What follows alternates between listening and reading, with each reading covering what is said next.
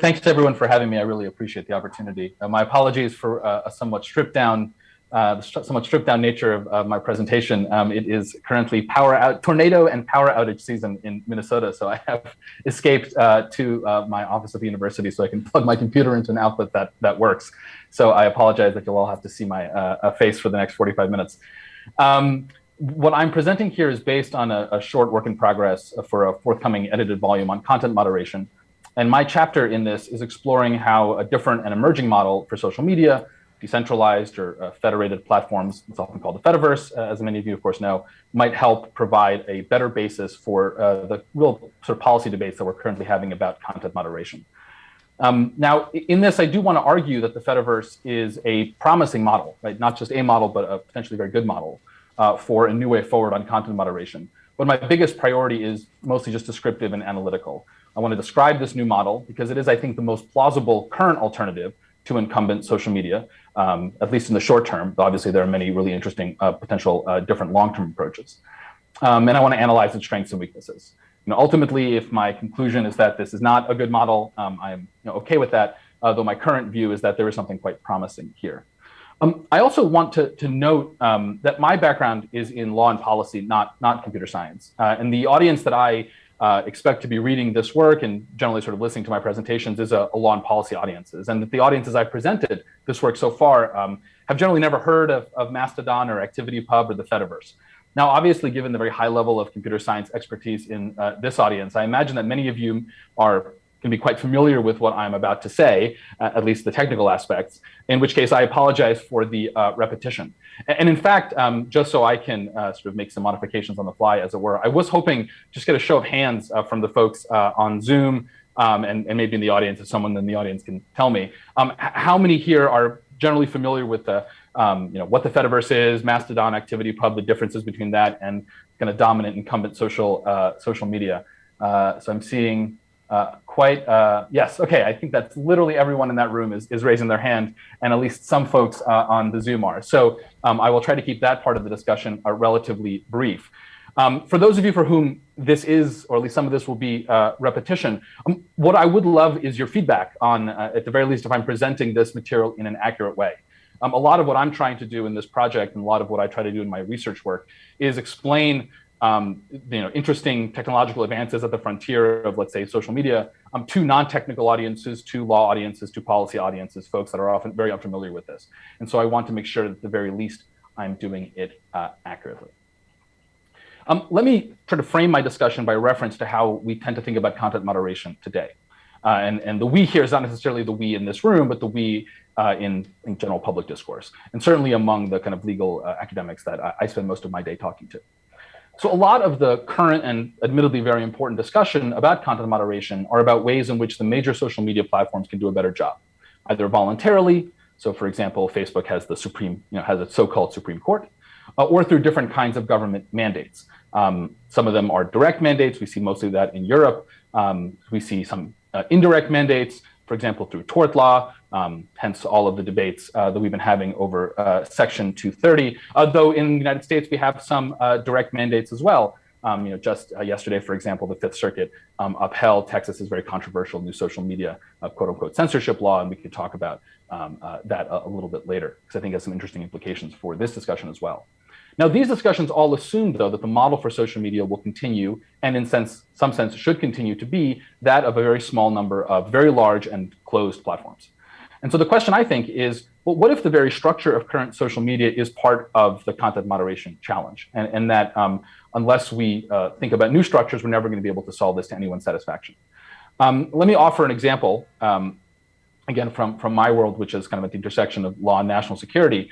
And this was back in March when Facebook decided to allow calls for violence against Russian soldiers, as well as praise for the Azov Battalion, which is a far-right and arguably neo-Nazi Ukrainian militia group that started fighting against the Russians in 2014 and has since become part of the Ukrainian army and continues to fight right now against Russia's invasion.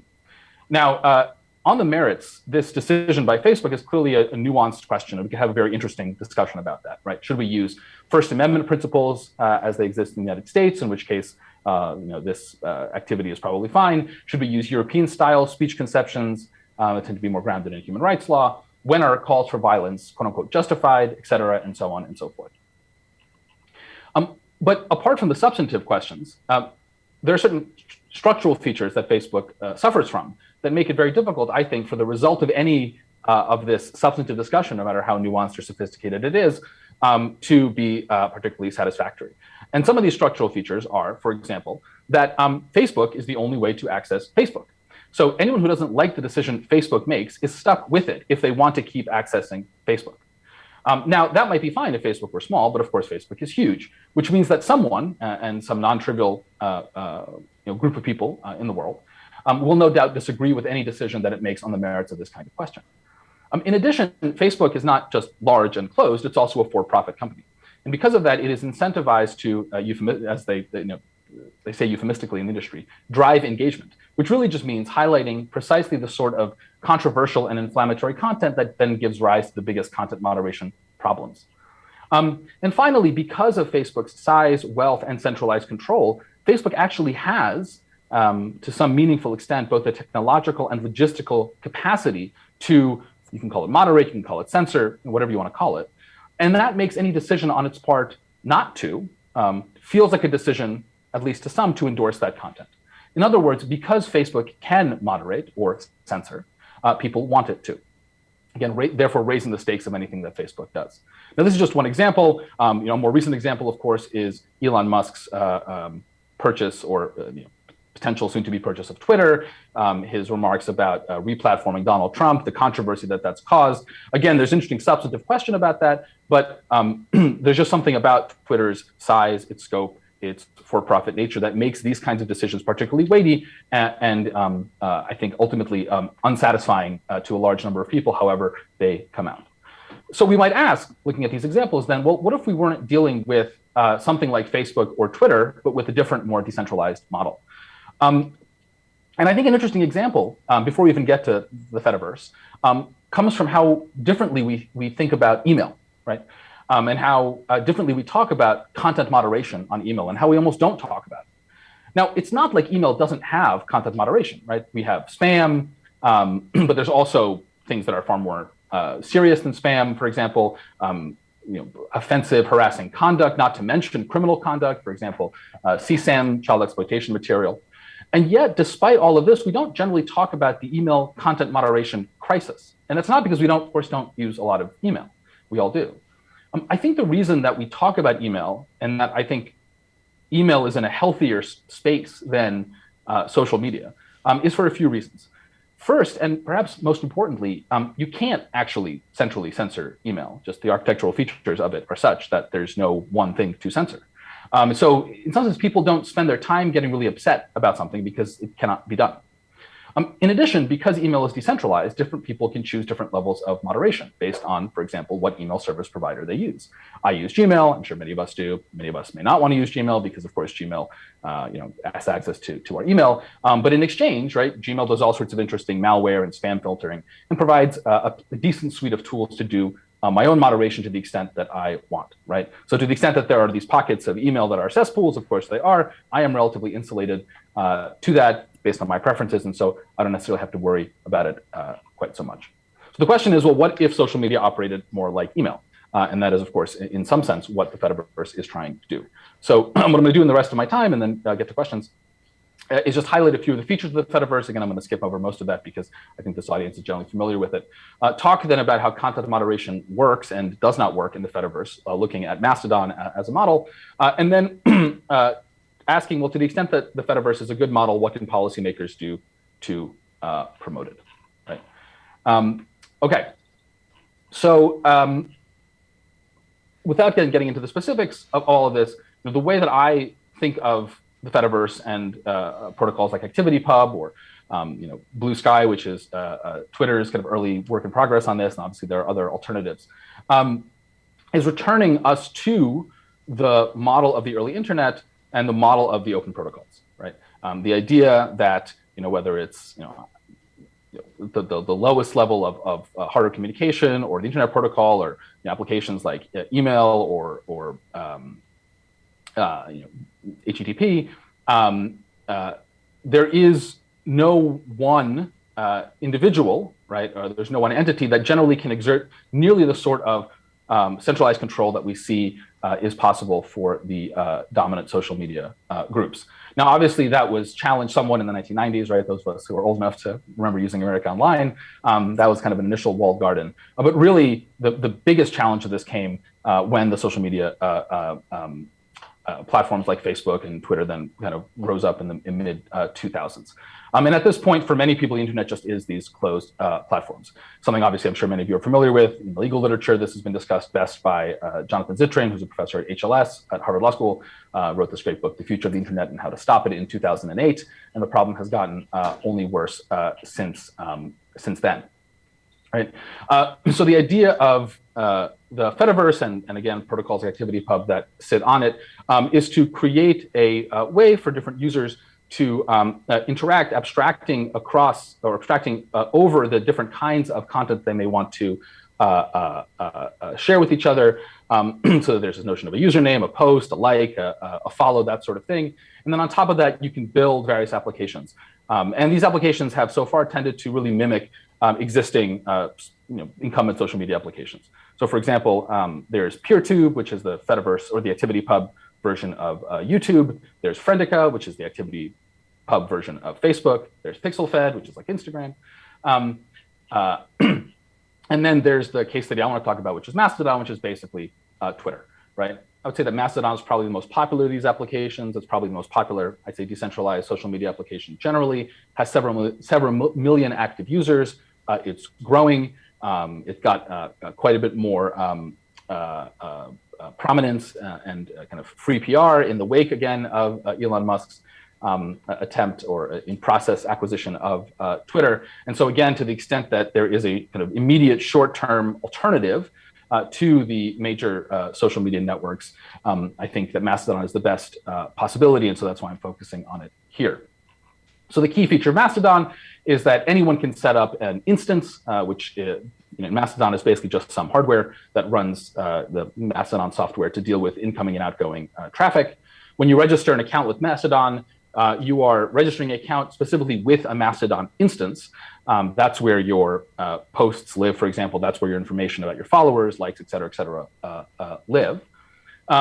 Some of these instances, especially the biggest and most popular ones, are general interest. Mastodon.social, for example, is kind of a default for most people who just want to get started with it. But there are other instances for special, for example, language communities. There are several large Japanese language instances. There are ones for geographic communities, folks who live in the Bay Area. There are ones for specific subject matter, from cooking to writers to everything in between. Interestingly, one of the biggest subject matter specific instances on Mastodon until quite recently was Twitter, which was for sex work, and it was set up in the wake of FOSTA, which caused a lot of other platforms to kick sex work related material off of their platforms. Now, it unfortunately shut down in March, citing kind of increased legislative pressure from the United States, Australia, UK, other countries that would make it more difficult for it to operate given the content that it wanted to host. And it's an interesting case study of how even if Mastodon itself is decentralized, it exists against a background of legal regimes that can still affect its operations. Now, although your account sort of lives, as it were, on one of these instances, they can all communicate with each other. As the previous speaker noted, most people tend to communicate with people on their instances, in part because it's a little easier and in part because, well, you choose an instance potentially for a reason. But importantly, instances can communicate with each other. In particular, users can communicate with each other across instances. So if you log onto your Mastodon account, when you look at your feed, you'll see not only those people that you follow that are registered with your instance, but those users you follow that are registered on other instances. And instances can also decide how much to feature, for example, other instances' users. Now, critically, I think this is an underappreciated feature of this platform, you can move instances and preserve your list of followers, right? So if you don't like your instance, you can go somewhere else and you won't have to start from zero, right? This is a crucial feature because it's what allows each instance, or what forces each instance to be responsive to what its users want. So the social scientist, political scientist, Albert Hirschman had this famous idea that if you're dissatisfied with your institution, you really have three choices, exit, voice, and loyalty, right? You can leave, that's exit, you can complain, voice, or you can suck it up, which is loyalty. And one of the things that I think is special about Mastodon and generally about Fediverse-based applications, is that they make exit a real option in a way that's not true, for example, for Facebook or Twitter or Instagram. Now, the low cost, or the relatively low cost of switching instances, incentivizes the growth of the instance ecosystem, and it also helps to limit the natural tendency of social networks to centralize. Now, Fediverse instances display the same power law distribution that is characteristic of everything on the internet. But nevertheless, no one instance dominates, certainly not like you have for Facebook, where there is only one instance, the Facebook instance, which dominates 100% of Facebook traffic. So you can look, there are publicly available lists of Mastodon instances by size. And the top Mastodon instance has something like 30% of Mastodon's users. The next has 25%. The next 5 instances each have more than 1.5%. And although obviously this is not completely decentralized, this actually represents a level of relative decentralization, again, compared to the current social media giants. And it's only possible because of the network effects that encourage the growth of Mastodon, right? The fact that Mastodon as a whole, and the Fediverse as a whole, to the extent that different ActivityPub applications can talk to each other, although Mastodon as a whole gets more valuable for its users as it grows, each instance doesn't necessarily get that much more valuable, and so there isn't the same tendency for complete centralization that you see again on a platform like Facebook or Twitter. Now, that the big instances obviously do have a lot more leverage, right, than the little instances. But if they, for example, overstep their boundaries, if they annoyed their users, if they block communication with other instances in a way that their users didn't like, it'd be relatively easy for people to defect. So that adds a check on the system, right? Okay, so that's how it works. General matter, how does content moderation works? Well, there are basically 2 principles. The first is that Mastodon as a whole can't moderate anything. Like, there's no centralized authority that can control what any particular instance wants to permit on its servers. On the other hand, each instance has full control over its own content. And this includes control over which other instance a given instance will communicate with. So this allows an instance not only to ban particular users, but to ban entire other instances. So the end result here, I think, is that the Fediverse, or Mastodon, right, or Mastodon specifically and Fediverse applications generally, they're not about having less content moderation, but rather just different content moderation. So some instances may choose to have much stricter content moderation than you might see on Twitter. Other instances may choose to moderate less or not at all. And in those cases, there's no way to get rid of that particular content on the network as a whole. And so in other words, the Fediverse has greater local content moderation with much less global content moderation. The term I've used for this in my work is content moderation subsidiarity. You could also call this content moderation federalism. Now, a good example, a good stress test, or the biggest stress test so far for Mastodon has been Gab. So I want to talk about that just for a few minutes. So Gab is a Twitter-like social network that is most popular on the far right. It launched in 2016, and in 2019, it switched its software infrastructure to run on a version of Mastodon, in large part to get around Apple and Google having banned Gab smartphone app from their app stores. The idea was that by switching its infrastructure to Mastodon and operating as just one of Mastodon's many instances, Gab hoped to be able to return to smartphones through Mastodon clients. And Gab is a useful case study in how Mastodon can, and to what extent it can, self-police. On the one hand, there was no way for Mastodon to expel Gab from the Fediverse. Mastodon's founder, Eugene Rochko, explained, you have to understand it's not actually possible to do anything platform-based because it's decentralized. I don't have control.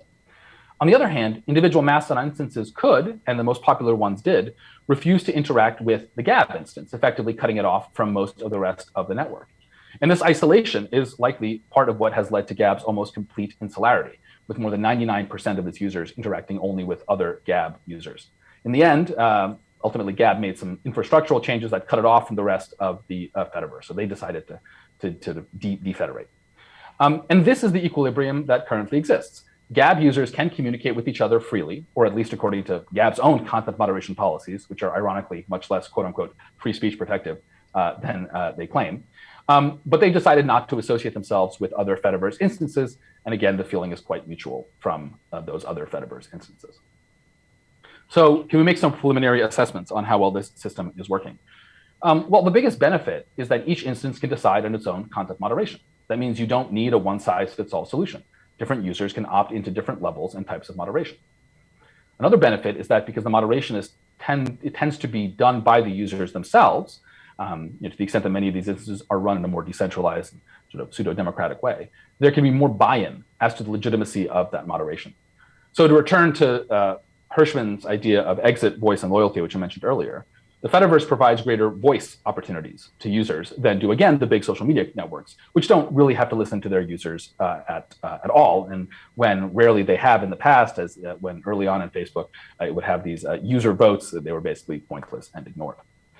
In addition, the smaller communities within the Fediverse, again, because people can choose to associate themselves with a sort of smaller community, and in extreme cases, they can choose to do that by being on an instance that is fairly tightly controlled and locked down. It means you have less context collapse, right? You have less situations in which you have individuals who come across content that they find offensive, but mostly because they don't understand what's going on. They don't understand the norms of the community where that content is coming from. This is a lot of what causes conflict and controversy on social media networks today, and something that can be avoided by honestly having more friction between users. And finally, the fact that most Fediverse instances are, I think all of them actually, right? Oh, sorry. The fact that currently all Mastodon instances, and this is according to Mastodon's rules, though this could change in the future, are nonprofit, means that there's less of an incentive for them to pursue quote unquote engagement at all costs, and therefore to intentionally try to put the most inflammatory content in front of their users. So what are the drawbacks of this? Because this is far from a perfect idea, right? Well, the main one is that what for some is the feature of Mastodon is for others the main bug, right? There's no way to fully get rid of a piece of content, both for structural reasons, again, there's no central authority, and also for practical reasons. The nonprofit nature of the Fediverse means that instances won't have anything like the resources to throw at content moderation that, for example, Facebook has, for example. Now, I think that there are some answers to this objection. One is just to admit that this is the trade-off inherent in moderation, right? If you think that there's too much central authority, you need to accept the downsides of some decentral authority. At the same time, to, I think, be too upset about the idea that, well, some really bad content is going to stay on is to assume that there are things that are uncontroversially bad content. The whole problem, of course, is that we have constant debates and fights over what is, in fact, uncontroversially bad and should be taken off. Otherwise, we wouldn't be having these constant fights about content moderation. Conversely, for the worst content, so think, for example, child sex abuse material, for which no one is really defending it, the major instances do ban it because they don't want to be associated with it. Their users don't want it either. And again, to the extent that they can't or are unwilling to, government action is always there. Again, we see here the possibility of that with the effect of anti-sex trafficking laws and the closure of sex work-related instances like Twitter, right? Just to be clear, that doesn't mean, I want to clarify, that those laws are good or that it's good that Twitter was shut down. It just shows that background legal frameworks can come in to do content moderation, even if decentralized Mastodon instances don't necessarily want to. So in the last couple of minutes, I want to talk about how and to what extent we can encourage the growth of Mastodon and other Fediverse applications to the extent that we want to. Now, ultimately, if the Fediverse is going to succeed, it's going to have to do so on its own merits because it offers a better service than the major incumbents. I don't know if that'll happen, though, I think it's worth considering. And again, the kind of spike in interest in things like Mastodon after the announcement of Twitter's sale to Elon Musk is, I think, suggestive. So let's say we do think the Fediverse will succeed. Are there any public policy interventions that might help it? So my thinking here is very preliminary, but I have a couple of thoughts and would love your help here in particular as well. So one possibility is just direct government adoption. So a very interesting thing happened again after Elon Musk announced that he was buying Twitter, which is that the European Commission announced that it's setting up its own Mastodon instance, EU Voice. So now you can register with them. You can register with the official EU Mastodon instance and communicate on the entire network. I think these sorts of votes of confidence can mainstream these, whether it's Mastodon in particular or just this sort of approach. And then there are a couple of other more targeted regulatory interventions. One is a note on Section 230, of course, the famous law, that effectively immunizes platforms for what their users post. I don't particularly want to wade into the debate about Section 230. Depending on, I'll be honest, what side of the bed I wake up on every morning, I have a different view of what I think its future should be. It's like a very difficult issue. But it does occur to me that to the extent that there is a good argument for providing extensive liability immunity to platforms, it's much better, or that argument is much stronger for the Fediverse, for places like Mastodon, than it is for the big closed platforms like Twitter and Facebook. And this is because to the extent that Section 230 was enacted when it was in the 90s in order to protect and encourage what was then a nascent internet, it's precisely the decentralized, relatively small, nonprofit, Fediverse instances that need this protection. Otherwise, there won't actually be space for the lower moderation instances that you need to have a diverse Fediverse instance ecosystem. So as we think about Section 230 reform, that's one thing to keep in mind. Another way we might consider encouraging the Fediverse is through direct regulation or interoperability mandates.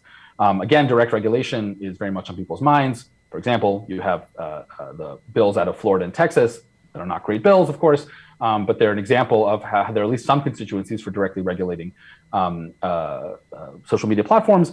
And again, given the recent Fifth Circuit decision upholding the Texas law, there's certainly some judicial interest in doing that as well. You also have some proposals on the left, Democratic proposals in Congress that want companies to moderate more, especially around health and misinformation. So, in the wake of all of this proposal for direct regulation, one idea might be regulations that require the large social media companies to interoperate in some way. And one model for that might be, well, Facebook, Twitter, you can do whatever you want, but you have to provide some sort of link and access to things like Mastodon or the Fediverse. Obviously, it's a very complicated issue. It raises enormous technical and privacy challenges, but that's one thing that may be worth considering. And then the final idea is using the kind of idea of the Fediverse and the idea of places like Mastodon as part of antitrust enforcement. So there are these debates about whether or not Facebook and Twitter should be broken up, and there are arguments for and arguments against. But one thing that's worth considering is that when, for example, Facebook decides to go buy a company, one question about whether or not that should be treated as sort of anti-competitive might be not just, well, how much is Facebook going to increase, right? Because we may, in fact, want that for some other reasons. But is Facebook willing to, in the process of doing that and increasing itself, also strengthen its connections with decentralized social media? That might be a way, within the antitrust context, of offsetting some of the worries about the anti-competitive nature of certain large technology acquisitions. So I've spoken for 30 minutes. Love to take your questions. So thank you very much.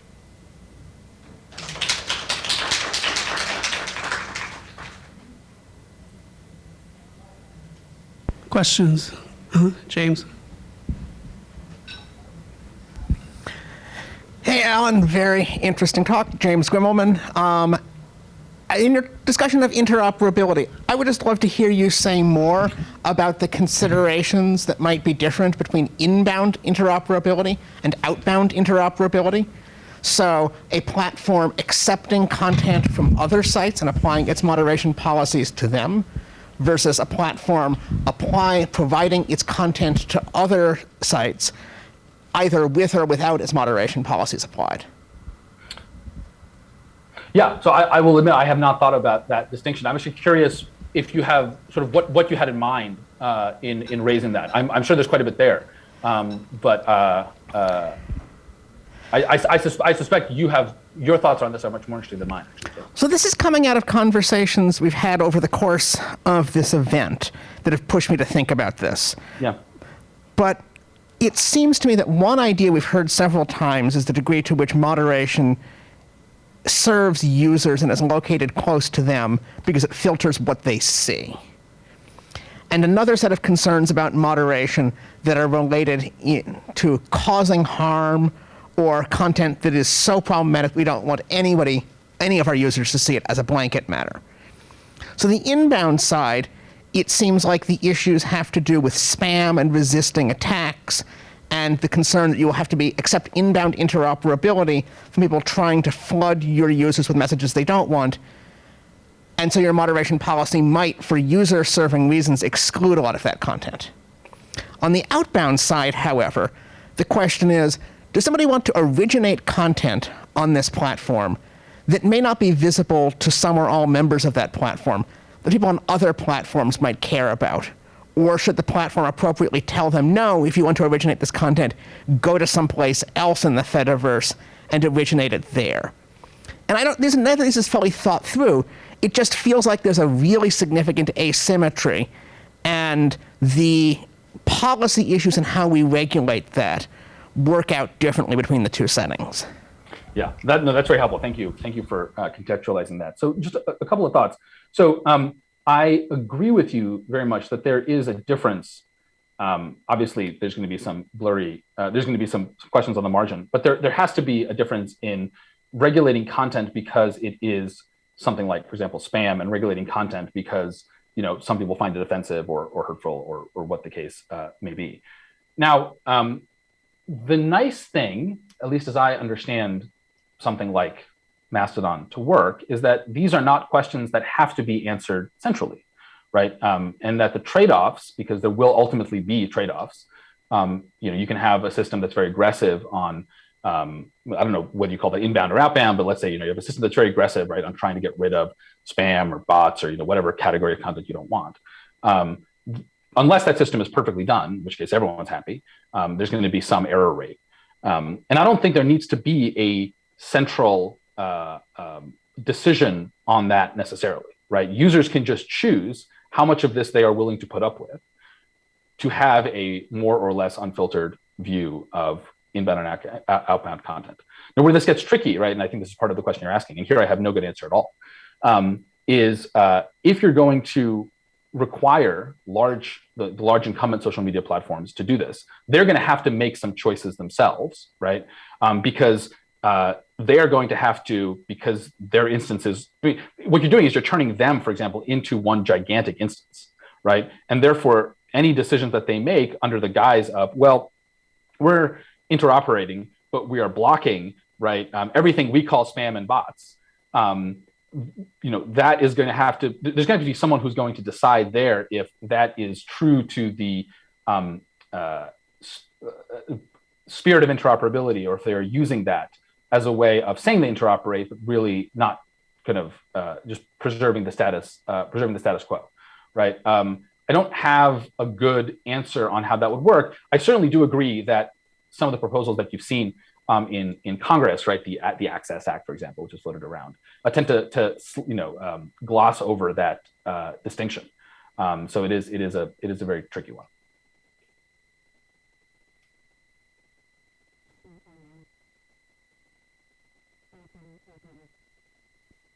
Yeah, thanks, Alan. This was fascinating, and I didn't know enough about these instances, so I really appreciate it. I think I'm asking a similar question to James, so I'll just ask it a slightly different way, maybe. We often make this comparison between these kind of like the Mastodon version as being very different than Facebook, right? But I wanted to put sort of Reddit in the middle there. So Reddit, it seemed like, wanted to have a kind of internal federated model, right? Hand nearly all the moderation off to the subreddits. And a very easy story to tell about what Reddit went through in the last, say like 2015, 16, 17, was that they wanted to hand almost all of that off to their subredditors, which, put certain kinds of labor and requirements. But what they found was sometimes you have a group that is perfectly happy to do something really atrocious. And the example, the first one was the celebrity nude photos that have been hacked. And then we get to things that they're now considering quarantining, like the Donald and the incel groups. So to me, like, one way to think about Reddit is that it is trying to now do that balance between handing more moderation to communities, but retaining certain kinds of platform expansive rules that address the kind of public harm, right? The public harm to which an entire group might be willing to engage in a criminal activity, but we could probably test our theories by thinking about like election misinformation, right? Where the harm is not only to the people who are happy to be in some group, but also sort of like to democracy in general.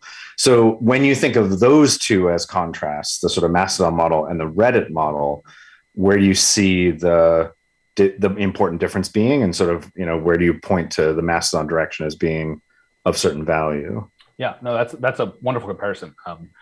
I think the main difference is that at the end of the day, Reddit's decentralization is up ultimately to Reddit's discretion, which is to say that at the end of the day, right, at the end of the day, Reddit can talk all it wants about its decentralization, how much it empowers the user moderators. I love Reddit. I spend way too much time on it. Big fan of Reddit, right? But if those moderators get out of line, right, Reddit HQ can shut them down and does. Okay. That to me is the ultimate distinction. And because Reddit can do that, right, it is under increased pressure to do that. Because Reddit can say all it wants, look, we don't like the Donald, we're not into the Donald, whatever. But if it's allowing the Donald, it's endorsing the Donald, right, to some extent. That's the difference, I think, fundamentally between Reddit and Mastodon, right, or anything on the ActivityPub in the Fediverse. Now, the question is, well, which is better?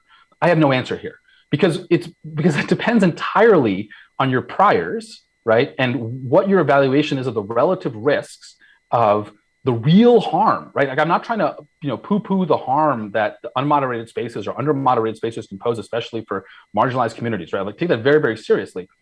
The question is, what do you think that harm is relative to the harm of over-moderation or censorship, however much you want to call it? So the point here, again, is not, I think, to say the Fediverse is the best model, right? It's to say it's a different model. It deals with these value trade-offs in a different way. And the key here, right, and to the extent that my very short piece has an interesting conceptual point, the key here comes from the architecture, right? It does not come, and this is the key, it does not come from policy decisions. Because policy decisions, no matter how decentralized they are, if they are done in the context of an ultimately centralized model, and that is ultimately what Reddit is, right, are always going to push in one particular direction.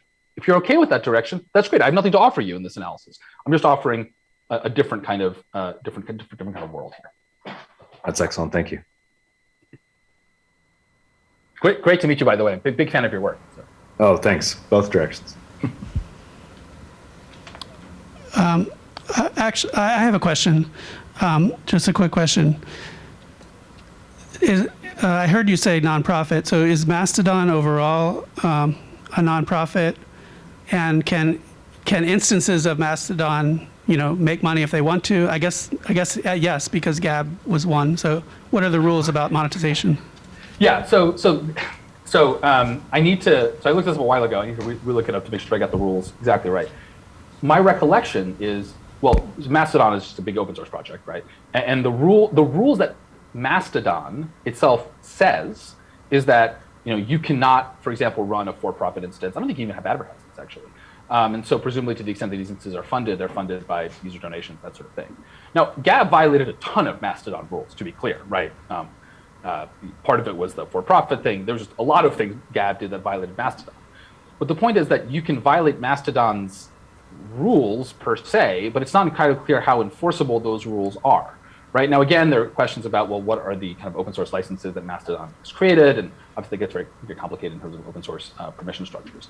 I think the crux of your question, right, to bite the bullet, is to say, no, there's nothing about an instance that requires it to be nonprofit, right? You can absolutely run a for-profit instance. And in fact, that may be the right answer in certain cases, right? The point rather is that the for-profitness, and in particular the kind of pathologies, I think, of for-profit instances are checked to some extent by the fact that you can move from one instance to another, right?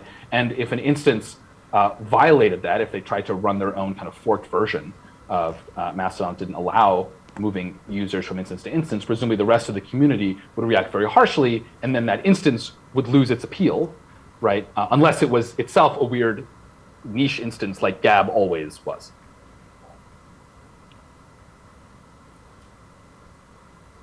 You have a question?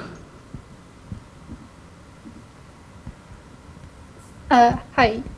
So yeah, I had another question about kind of like Tarleton asked, a different comparison to end-to-end encrypted platforms. So places like WhatsApp. So here we have something that's centralized, but the platform is kind of like they're kept from doing certain kinds of moderation because they can't see the content. And maybe there's a benefit in this kind of centralized approach because the platform is really there to help with hosting and administration. which is maybe kind of a burden for people, but they like can't do some of the moderation that maybe people don't want them to do. Yeah, it's so I think the problem. Okay, so I don't want to wade into the encryption debate because we all know it's like the single worst debate in tech policy. It's just miserable for everyone involved. You know, that certainly is a different way of thinking about the moderation issue, right? One major difference there, of course, is that if you have something like WhatsApp, in some sense, literally no one can moderate it, right? So WhatsApp obviously can't moderate it, but no government can moderate it either, which again, for some is a feature, for others is a bug. My own priors is that that's not actually a particularly attractive situation because there are certain classes of content.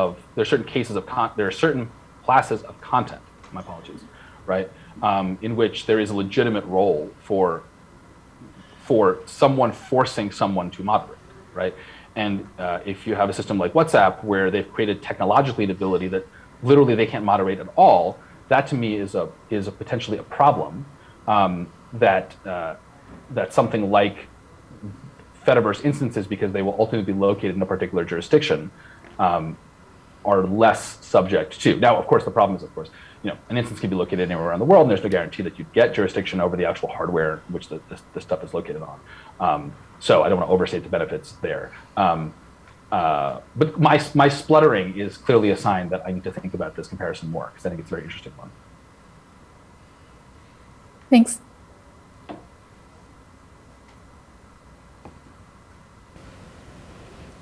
Any more questions?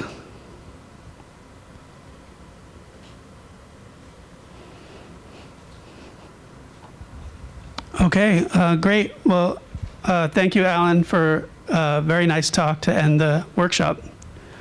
Thanks so much for having me.